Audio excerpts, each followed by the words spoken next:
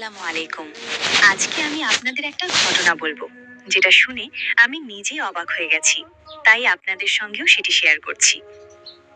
একজন বোন বলেন, আমি প্রায় 11 বছর বয়স থেকে দুরুদি ইব্রাহিমী নিয়মিত পড়ে আসছি। আমি শুধু দুরুদি ইব্রাহিমেই পড়ি।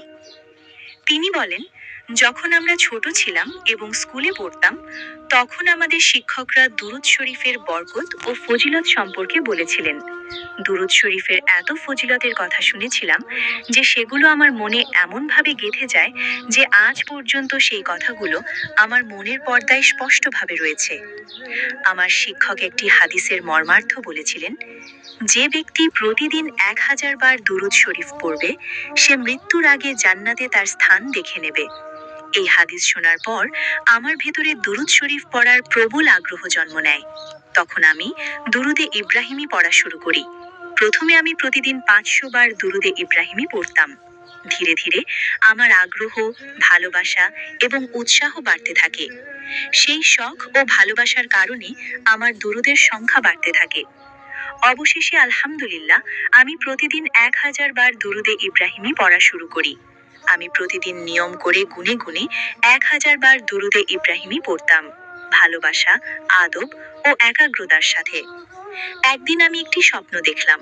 স্বপ্নে দেখলাম আকাশে অসংখ্য তারা জ্বলজ্বল করছে। সেই তারাদের মাঝে খানায়ে কাবা এবং রওজায়ে রাসূল সাল্লাল্লাহু আলাইহি ওয়াসাল্লাম রয়েছে। আমি দেখলাম এই দুই পবিত্র স্থানও আকাশে তারার মতো জ্বলজ্বল করছে। আমি স্বপ্নের মধ্যে দেখলাম আকাশে অত্যন্ত সুন্দর অক্ষরে দুরুদে ইব্রাহিমী লেখা রয়েছে। ঠিক তখনই আমার ঘুম ভেঙে যায়। যখন আমি এই স্বপ্নটি দেখেছিলাম, তখন ছিল ভোরের সময়। ঘুম থেকে ওঠার পর আমার মন এত আনন্দিত, এত হালকা এবং প্রশান্ত লাগছিল, যা ভাষায় প্রকাশ করা যায় না। এটাই ছিল আমার জীবনের প্রথম রুহানি স্বপ্ন। এই স্বপ্ন দেখার পর দুরুদ শরীফের প্রতি আমার ভালোবাসা আরো বেড়ে যায়। দুরুদ পড়ার মধ্যে নতুন মাধুর্য ও প্রভাব অনুভব করতে শুরু করি। দুরুদ শরীফ পড়লে আমার মনে শান্তি আসতো, ভালো লাগতো এবং মনে সতেজতা অনুভব করতাম। এরপর থেকে আমি দুরুদ শরীফ পড়া কখনো বন্ধ করিনি। দুরুদ শরীফের বরকতে আমি আরেকটি আশ্চর্য বিষয় লক্ষ্য করলাম। আমি স্বপ্নে যে দৃশ্য দেখতাম, কিছু সময় পরে তা বাস্তবে ঘটতে শুরু করত। অর্থাৎ ভবিষ্যতে যা ঘটতে যাচ্ছিল তা আমাকে আগেই স্বপ্নে দেখিয়ে দেওয়া হতো। যেন আল্লাহ তাআলার পক্ষ থেকে আগে থেকেই ইশারা ও খবর পেতাম। এই বিষয়গুলো আমার জন্য যেমন নতুন ছিল, তেমনি বিস্ময়করও ছিল। কিন্তু দুরুদ শরীফের প্রতি আমার ভালোবাসা ক্রমেই বাড়তে থাকে। আমি অনুভব করলাম, দুরুদ শরীফ ছাড়া পৃথিবীর কোনো কাজ আমাকে এত শান্তি দেয় না। আমি কোনো উদ্দেশ্যে দুরুদ শরীফ পড়ি না, না কোনো স্বপ্ন দেখার জন্য, না কোনো রুহানিয়তের জন্য। আমি শুধু রাসূলুল্লাহ সাল্লাল্লাহু আলাইহি ওয়াসাল্লামের ভালোবাসায় দুরুদ শরীফ পড়ি। এরপর আমার কলেজ জীবন শুরু হয়। তখনও আমার এই শখ আরো বেড়ে যায়। কলেজে যখনই ফাঁকা সময় পেতাম, তখনই দুরুদে ইব্রাহিমীর জিকির করতাম। এই কারণেই দুরুদ শরীফের বরকতে আমার পড়াশোনা খুব সহজ হয়ে যায়। লেকচারগুলো দ্রুত বুঝতে পারতাম এবং আমার কাজগুলো দ্রুত সম্পন্ন হয়ে যেত। আমার খুব ইচ্ছে ছিল রাসূলুল্লাহ সাল্লাল্লাহু আলাইহি ওয়াসাল্লামের জিয়ারত করার। দুরুদে ইব্রাহিমের বরকতে আলহামদুলিল্লাহ, আমি রাসূলুল্লাহ সাল্লাল্লাহু আলাইহি ওয়াসাল্লামের দিদারও লাভ করেছি। দুরুদ শরীফের বরকতে আমি জান্নাতের দৃশ্যও দেখেছি। এছাড়াও আমি হযরত আলী রাদিয়াল্লাহু তাআলা আনহু, হযরত ফাতেমা, ইমাম হাসান এবং ইমাম হুসেন রাদিয়াল্লাহু তাআলা আনহু-এর জিয়ারতও লাভ করেছি।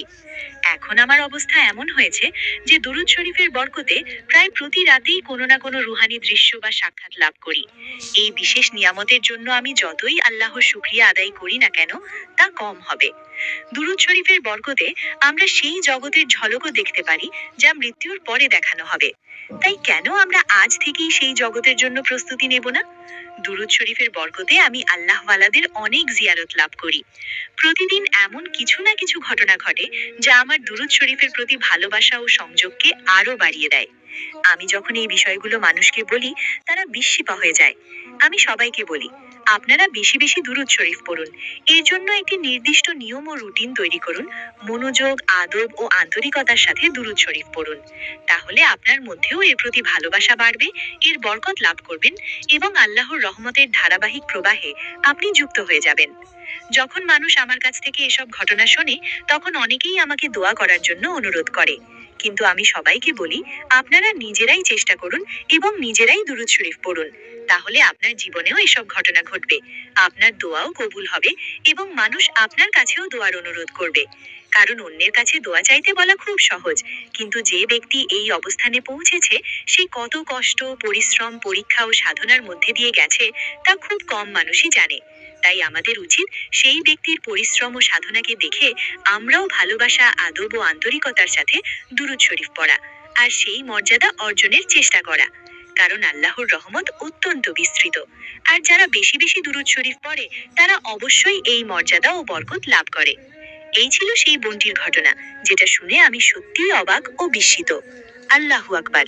আল্লাহ যেন আমাদের বেশি বেশি দুরূদ পড়ার তৌফিক দান করুক। আমিন।